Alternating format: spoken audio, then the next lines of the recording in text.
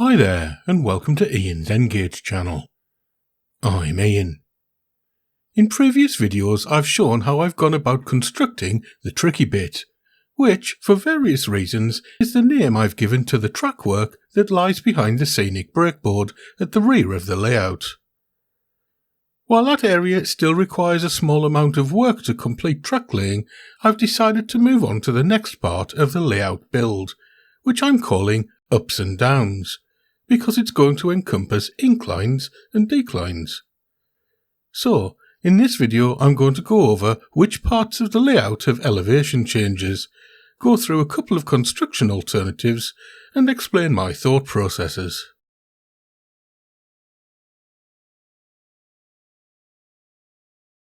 There are 4 elevation changes designed into Shelfington, although because of limited space, none of them change the elevation by greater than 20 mm, in order to keep gradients to a minimum. There are 2 elevation changes on the inner and outer loops, one on the west side of Mantlethorpe and one to the east of Ledgetown Quarry. These will obviously both be curved double track sections, with the inner loop having the equivalent of a 3rd radius curve and the outer loop having a 4th radius. A 3rd elevation change occurs to the west of Shelfington Station and to the east of the reservoir, which will support a curved single track, where the curves are equivalent to 4th radius. The final elevation change is behind Sill Hill and will be out of sight behind a scenic breakboard. This will be a largely straight single-track incline as it climbs towards Sill Fiddleyard. So, now that we know where the elevation changes are, how are we going to implement them?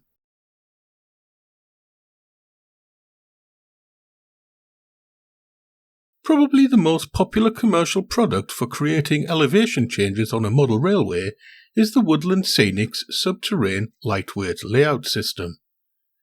The system uses sectional foam pieces with a variety of gradients that can be used either straight or curved, and constant height rises which, when combined, can be used to traverse pretty much any change in elevation. I've used 3 of their 3% starter gradient sections to good effect on my test track to provide 2nd and 4th radius curved inclines. While I like the flexibility of the Woodland Scenic system, it has a few downsides for me. Firstly, the system is really designed with double O gauge in mind. This means that while the sections are just about wide enough to accommodate a double track in N gauge, I'd have preferred them to be wider, as you have to be really precise when laying the track. This is even more important when laying double track on a curve. Conversely, when using single track, the sections are too wide for my liking. It would have been nice if there was an N-gauge version of the system.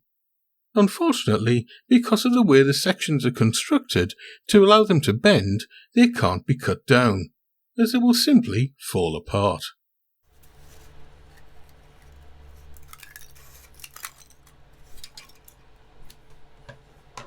Secondly, they don't provide a completely solid base.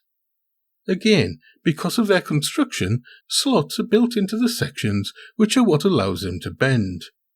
This is detrimental when you want to temporarily secure track to them using track pins or staples, as it becomes hit or miss whether you'll drive your track pin into foam or air, especially once they've been covered in a roadbed material such as cork. This isn't so much of a problem when using set track, but when using flexible track, it has a tendency to spring back straight unless temporarily secured. Also, the type of foam used by the system isn't the best for inserting the staples I like to use for this purpose, as they tend to spring out. The third problem I've had is again to do with the slots in the sections. When I've glued a cork roadbed on top of a section, because there are gaps where the cork isn't bonded to the foam, the cork has sometimes wrinkled, causing the roadbed to be uneven. This is not a very desirable trait in something that's supposed to be completely flat and level. My final problem with the system is that the incline and decline sections are only available in specific gradients. Now obviously, every gradient can't be catered for in their system, but I don't really want gradients on Shelfington to be dictated by Woodland Scenics. While I'm not counting out using the Woodland Scenic system completely, I'd prefer something that was a little more customizable. Enter my favourite track baseboard material, XPS foam.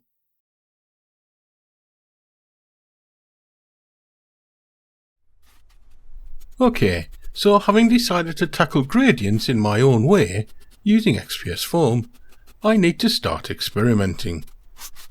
The first experiment will be to try and replace one of the inclines I'm using on my test track with a homemade one.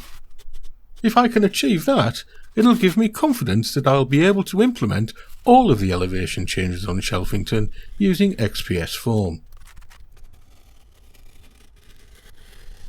The plan is to cut a section of foam so that it follows the track, maybe allowing up to a couple of centimetres either side of it. This should be fairly easy to do, as XPS foam cuts quite easily with a utility knife.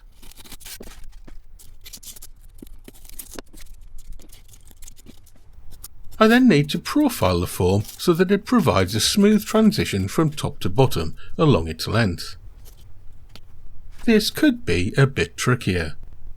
I'm hoping to use my Ryobi hot wire cutter to achieve this. However, I'll need to provide a guide for the wire to follow. The guides will be made from grey board and they'll be attached to the inner and outer edges of the foam. This is made more complicated because the foam is curved, and the top of the foam needs to be flat and level after it's been profiled.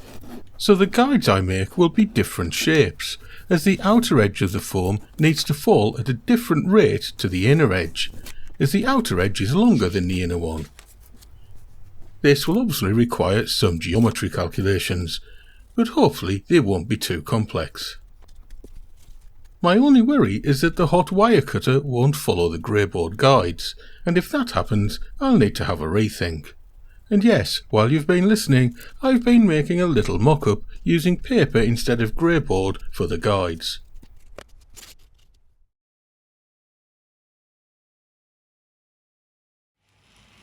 Okay, let's wrap this up. I'm pretty sure I'm not going to use the Woodland Scenic system to provide the elevation changes. While it's a great system and provides a really flexible way of quickly creating changes in elevation, I much prefer having the more solid XPS foam for my track base. I just need to find a reliable way of cutting a profile into the foam that gives me the required gradient, which is where I'll start experimenting.